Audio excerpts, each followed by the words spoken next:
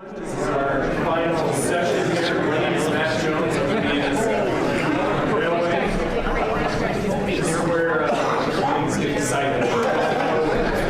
Revenue analysis is an art form.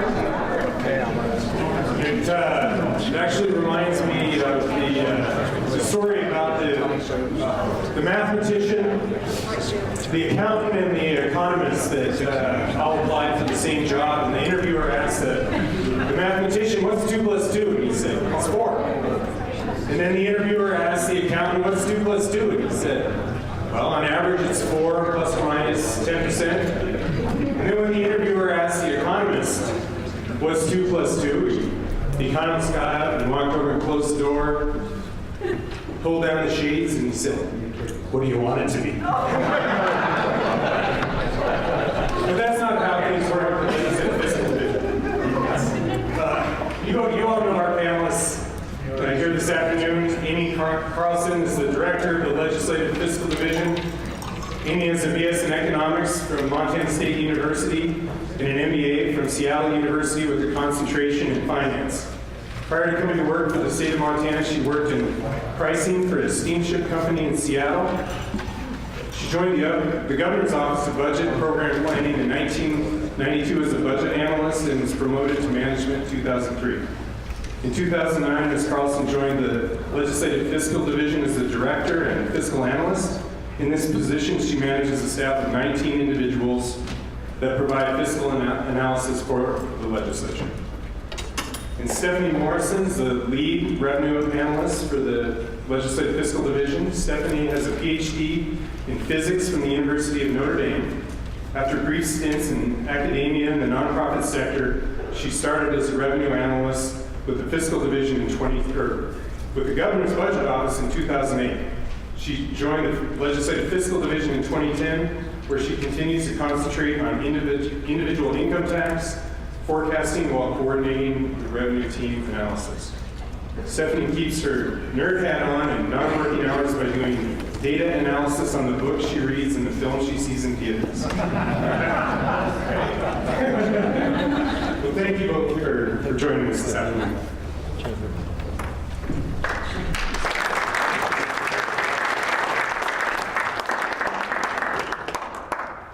Thanks for the introduction. It's always a pleasure to come here in December and see the taxpayers. And at the end of the day here, when you've all seen Waste Committee numbers and such. So we have changed up our routine a little. So hopefully this works for you. A lot more pictures, a lot less numbers. And I guess you'll let us know if you like it or not. So with that, a picture. So 2015, 2016, also 2017, bigger impacts from the economy as we've seen. Taxpayers and the Tax Reform Act that you've heard a lot about this afternoon is also targeted or impacted state revenues starting in 2017, and we think that will continue at least through 2019.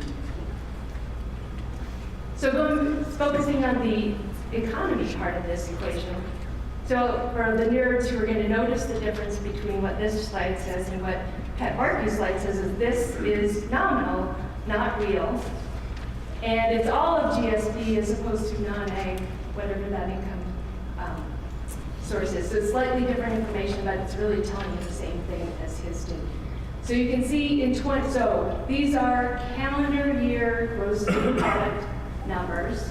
They are changes by sector of the types of income or gross state product by sector. There are calendar years. Calendar years tend to influence the following fiscal year. Now, it's not a one-for-one or exact or anything, but the fiscal year tends to reflect the prior calendar year. So you can see 2014 had some negative or reductions in ag and mining, and then 2015, bigger reductions in mining, and then a little bit in manufacturing.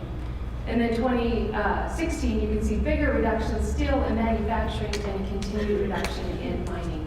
A little bit in ag again in 2016, and there's actually a little tiny negative in 2017 in this gross state product data. So you can see that impacting revenues similarly, with the green line below. So you can see this chart here shows you the revenues in 15, decline in 16, decline in or actually pretty flat in 17. It's actually a 1% increase. And then the increase in 18. But what you can really tell, so what this shows is all revenues, general fund revenues and general fund expenditures from 15 through 18. Now this one is all, it includes the one-time only revenues, and also the one-time only expenditures during this time frame.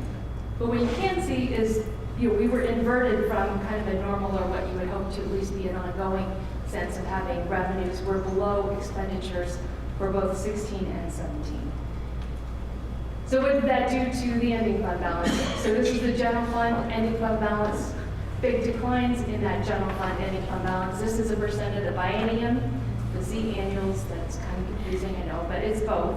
So this shows the decline in ending fund balance to 17, and then the bounce back in 18. So that's going to take us right into Stephanie's explanation of revenues and kind of what happened with the economy and also with taxpayers.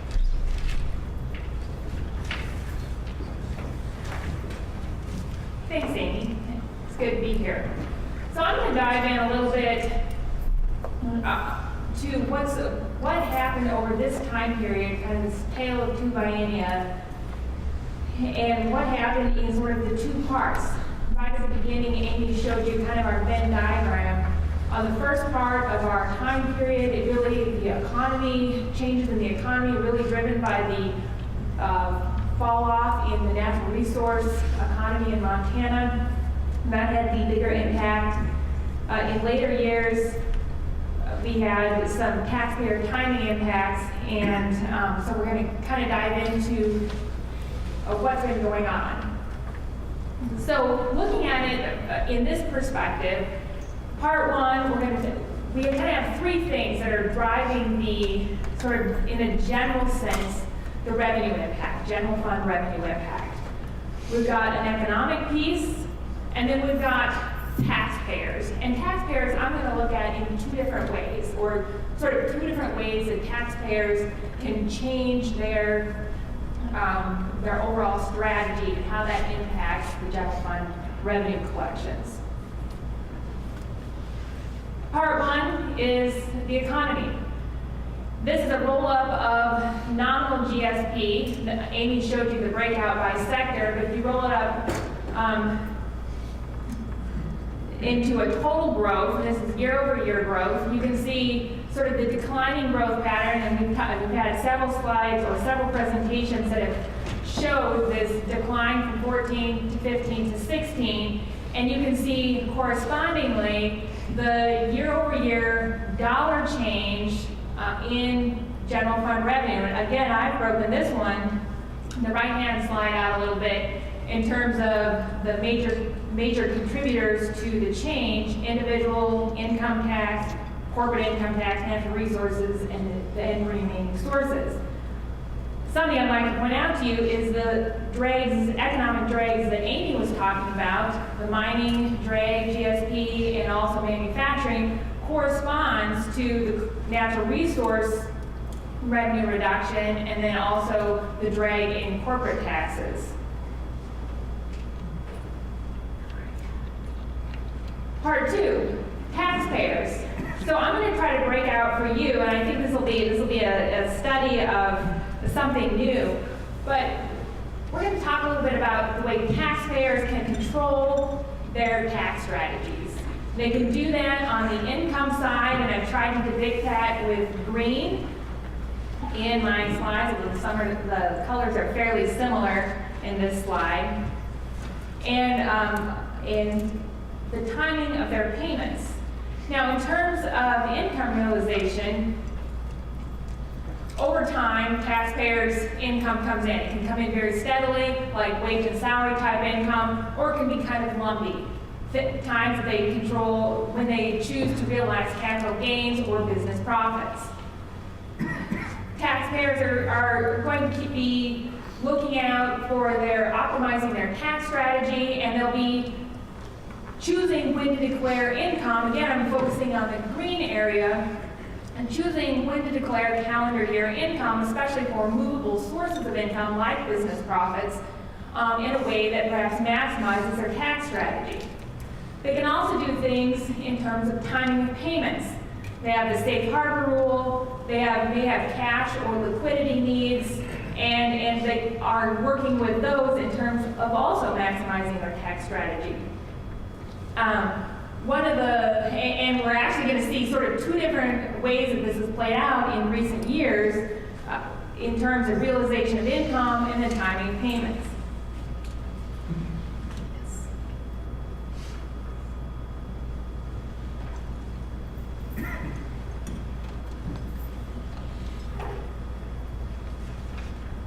First, a bit of retrospective. We're going to go back a few years to the calendar 12 and the federal fiscal cliff.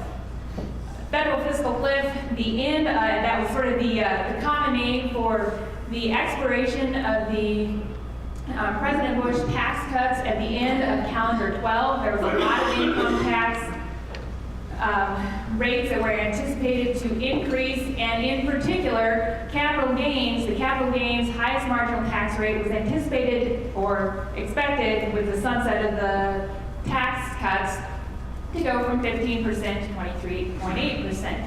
And you can see this on the left side here of my double chart. This is capital gains income in Montana. Went from, in 2011, to basically in 2011 we had about $1 billion of capital gains realizations, went to almost $1.5 billion in calendar 12, a 46% increase in capital gains income.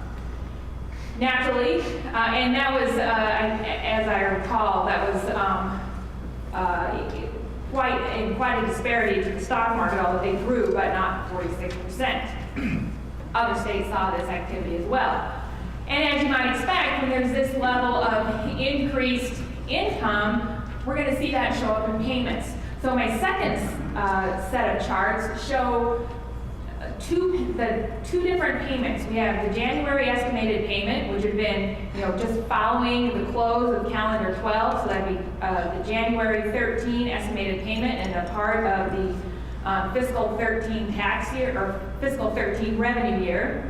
And you can see we had a large growth in the January individual income estimated payments, 51%, but that was followed up with a very similar growth in the final payments, final April payments, 49%, suggesting that really the tax payments were responding to this increased income. There was no timing shifting. This was all about income shifting, and at this time, it was thought that taxpayers really were pulling in potentially future profits, future business profits, or future capital gains into a lower tax rate year. And that actually came at the expense of future tax revenues.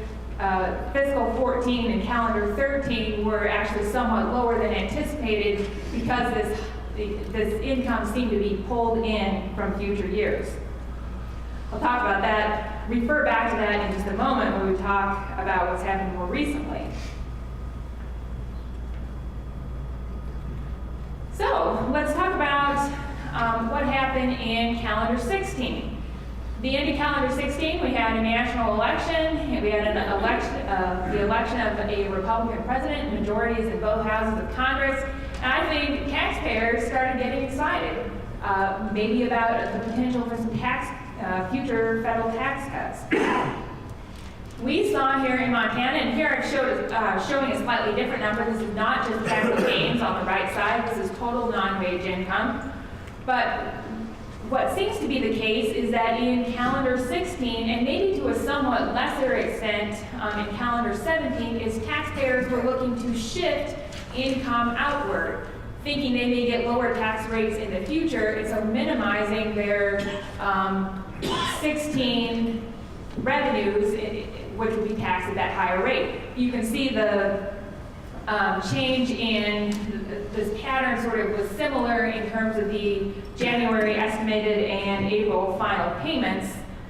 Showed this pretty similar pattern. Now, there was some growth in calendar 17 in terms of non-wage income, but again, yeah, so, there may be a limited amount of time that taxpayers can, push income off. They're going to have to realize that income at some point. We're not going to know the full story till we get calendar 18 tax data, and we won't get that, of course, until next year. One of the things so taxpayers in 16 got kind of excited. They held off on some income realizations. In 17, they may have been slightly disappointed because federal tax legislation was not effective for calendar 17, although it did get passed at the end of the year. One of the things that has been mentioned before that it included was a cap on the federal deductibility of state and local taxes. So everybody's looking to maximize or optimize their federal tax strategy, and that might lead to some timing gains. Now, just to recap what I told you about calendar 16 and fiscal 17, we had low economic growth, we had some potentially delayed income realizations, no significant timing shifts, didn't look like. But overall, we did have a negative revenue impact from that confluence of events. Now,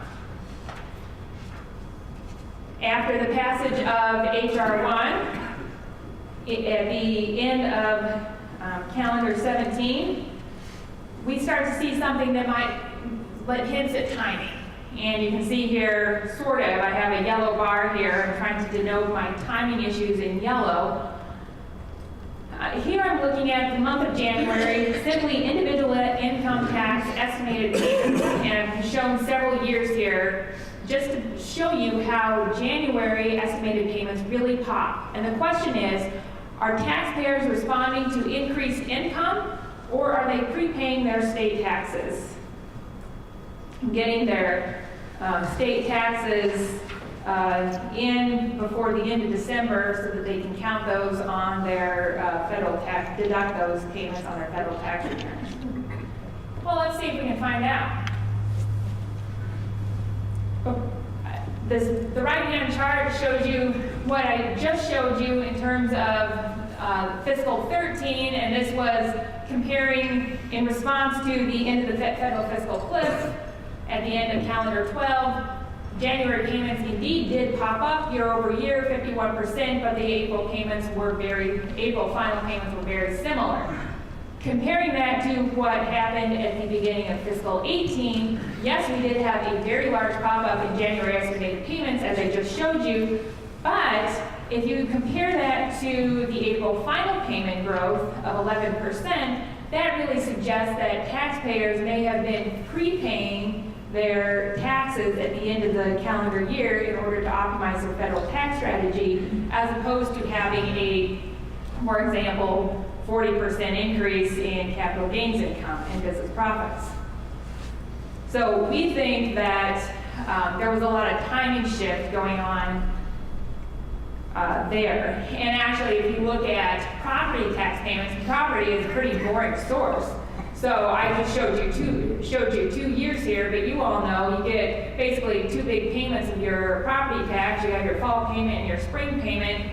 I've broken this out sort of in 3 sections, but the December to January payment in 17 and the aggregate of February to June, those numbers were essentially equal. In 18, as taxpayers may have been looking to squeak in their payments and deductions before the end of the calendar year, in 17, we did see a large increase in property tax payments at the end of the year, but that seemed to come at the expense of later payments. So again, this really does seem to be purely a timing issue.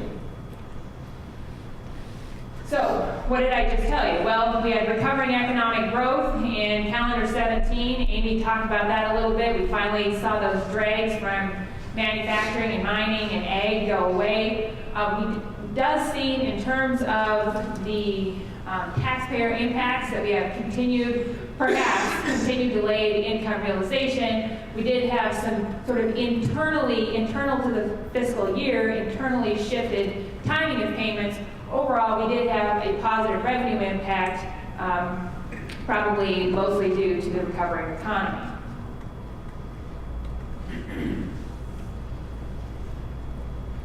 How does that set us up for both, for this fiscal year, calendar 18 and fiscal 19?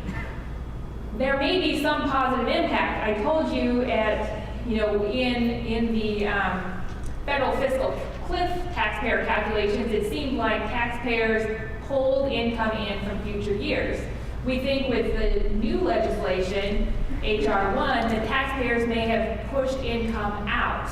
And if that's true, and that's just kind of a hypothesis or perhaps even just a conjecture at this point, if that's true, then they may be realizing a higher amount of income in calendar 18, primarily perhaps, and maybe to a lesser extent in calendar 19. That may be true. If it is true, we're likely to see higher than anticipated revenues because it's difficult to know if that would be true, and there's no real way to estimate it, so the legislative revenue estimate does not incorporate the possibility of higher than anticipated individual income tax realizations. I just listed here for you the possible sources of additional income. We'll see if that comes in. It will be mostly fiscal 19 and really would be one-time only type of revenue if it were to occur. So again, here, fiscal 19, solid economic growth, possibly pent-up income realization. We're not anticipating any unusual timing of payments. So definitely a positive revenue and with the potential for more than we expect if taxpayers did indeed shift income in unusual ways. Looking forward to the 2021 biennium. Really, keywords for us is modest ongoing revenue growth. Here I'm showing you a comparison of the forecast GSP growth. You can see in the out years we have 4.7 to 4.1% growth. And in terms of ongoing revenue growth, definitely more modest growth. That's 3.4, a little bump up in 2020 of 4.2, and then 3.1 in 2021. Part of the more modest growth is being driven by the fact that about a quarter of general fund revenue is flat or declining from fiscal 18 levels. So that's partially what's leading to lower growth than the overall economy.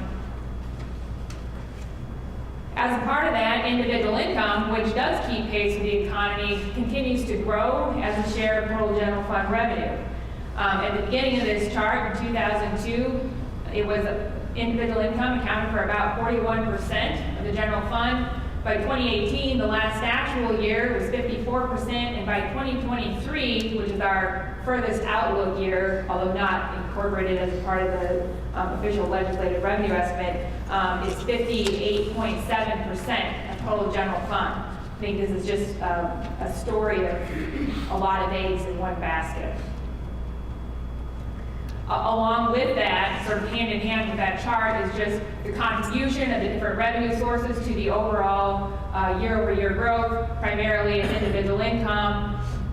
You'll see property tax in there, and I think this will come as no surprise following Director Walborg's comments about the two-year property tax reappraisal. So that's kind of that next big chunk that pops in fiscal 20, and then Treasury cash account interest earnings, that's interest on the general fund.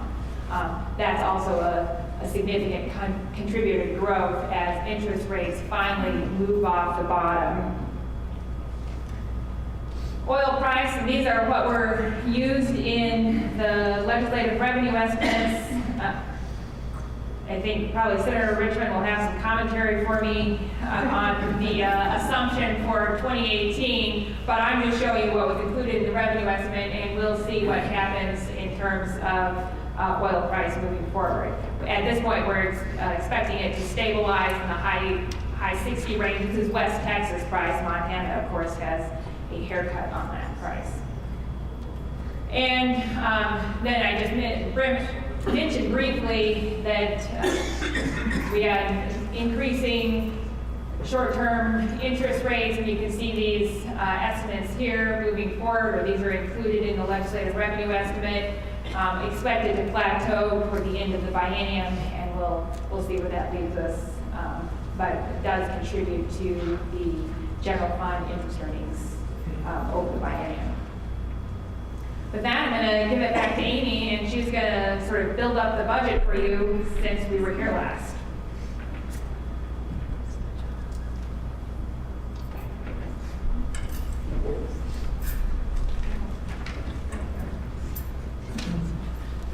Okay, now we'll switch gears. We'll switch from revenue to expenditure and kind of wrap up the overall budget in total. So building the budget, us in the state accounting or state budgeting world, we started a thing called the base budget.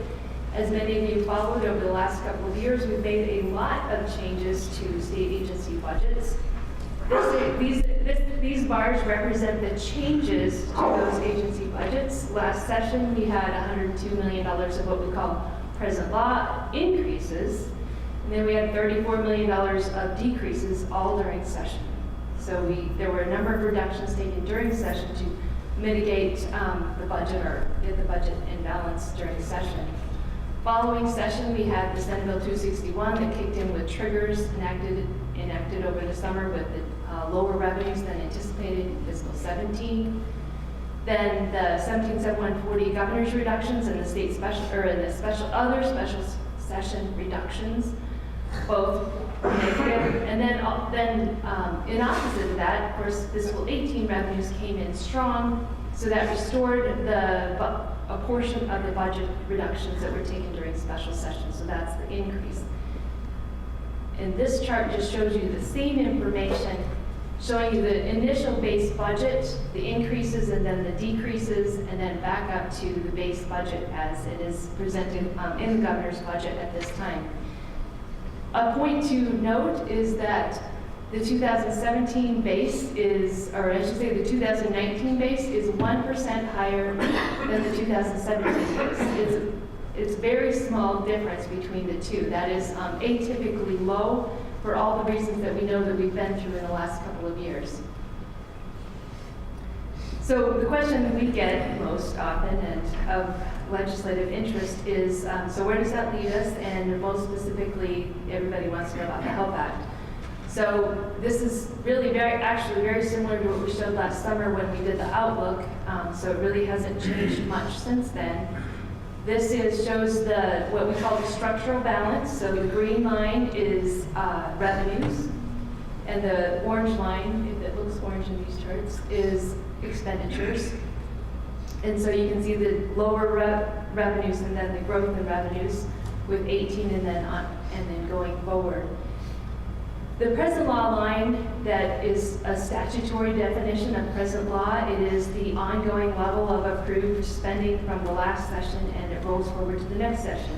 The key point to present law in this biennium is that several items, not just the HELP Act, but there are actually several statutory appropriations that sunset after 2019 and then would go away unless the legislature acted.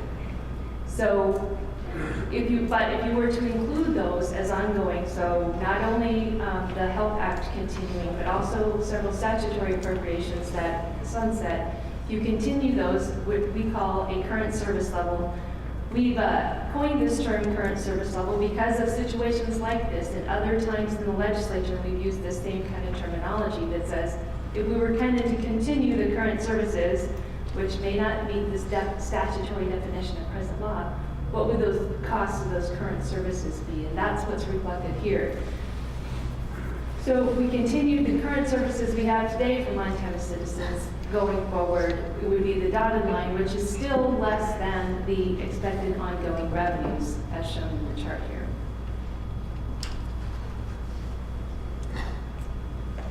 So Then you ask, where would you be with ending fund balance? If you ran that current services level budget, where would the ending fund balance of the general fund be? And so this chart shows that. So you can see the relatively high ending fund balance in 15, the decline of that ending fund balance that we showed earlier through 17, pop up at 18, and then continue to grow into 2021. The two lines across there are statutory measures. So the statute requires a minimum ending fund balance of 5% of the second year appropriations. So that 5% of the second year appropriations is about $125 million in current terms. So it's the red line at the bottom. So that's your minimum ending fund balance that the legislature could end with. The statutory recommended operating reserve level is 8.3% of the second year appropriations. And that's that top line that in some cases is yellow, but whatever color it is there is what it is. So it's the top line going across, and I think that's about $210 million is that statutory operating reserve level. So clearly we're above those levels with the current service level budget. But as you know, we have other reserves other than the general fund, and I think it's important to take those into consideration as we go forward. So we have just created this chart, which includes the fire fund reserves and then also the budget stabilization reserve fund. So last session, Senate Bill 261 created the budget stabilization reserve, or Montana's rainy day fund. And through the implementation of Senate Bill 9 from the special session, there actually got to be deposited cash, actually the first money into the rainy day fund, which was pretty exciting for some of us to actually have cash in that fund. So that is shown in this chart. So you can see the total ending fund balance of the general fund, which is the dark blue bar. The fire fund is the orange, which as you can see disappears after fiscal 18. And then the lighter blue bar, which is the rainy day fund, stacked on top of the 2019 through 2021 budgets. So, the executive budget in a nutshell, and Ryan's right there, so if you have any more actual questions, you can ask him. But I'll give it to you in a nutshell.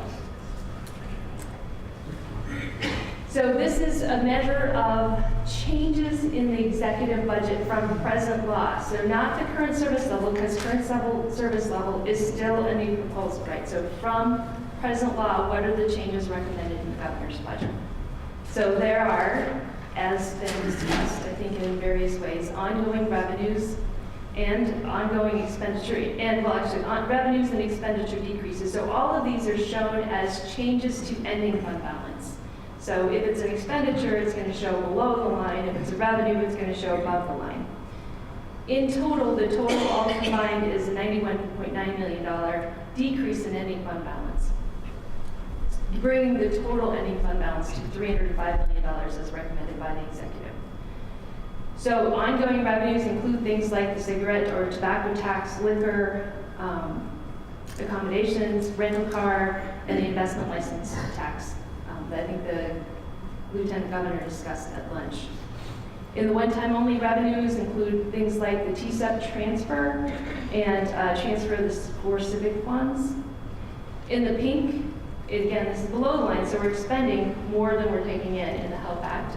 So that is about $59 million of net expenditures for the HELP Act. OTO expenditures that include $15 million transferred to the fire fund, $15 million on IT infrastructure, about $3 million on legislative infrastructure, and some other things.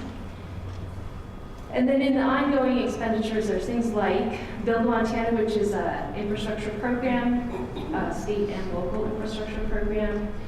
There's some economic development, current service level type items. There's financial aid. Again, the Lieutenant Governor went through this list, pre-kindergarten or preschool, and then provider rate increases. Those are kind of the bigger things in that ongoing expenditure recommendation. So this is the structural balance of the governor's recommended budget, revenues exceeding expenditures. We get about $80 million a year structural balance, so it's strongly positive. The same measure on ending fund balance, so strong ending fund balance. exceeding the minimum and operating reserve levels. And then here's the total fund balance compilation between the general fund, so same as before, except as the governor's recommending, so general fund, fire fund, and then the budget, rainy day fund or budget stabilization fund. And as you can see, there's an orange bar that's included in that. So instead of running out to zero, the governor recommends a deposit into the fire fund of $30 million total, different funds. Again, and then that is the bottom line, basically, that the current budget outlook appears to be stable, which I think for most people, that's really great news, given what we've been through in the last couple of years. I think we're all looking forward to a little stability. So with that, we're here to answer any questions or do what we can.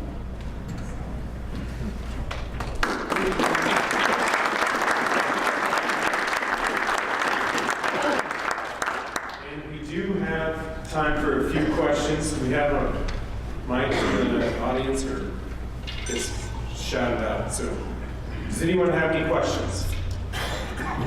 I have a comment. Ms. Morrison, every time I think of a question, your next sentence answers what I'm already thinking. So thank you.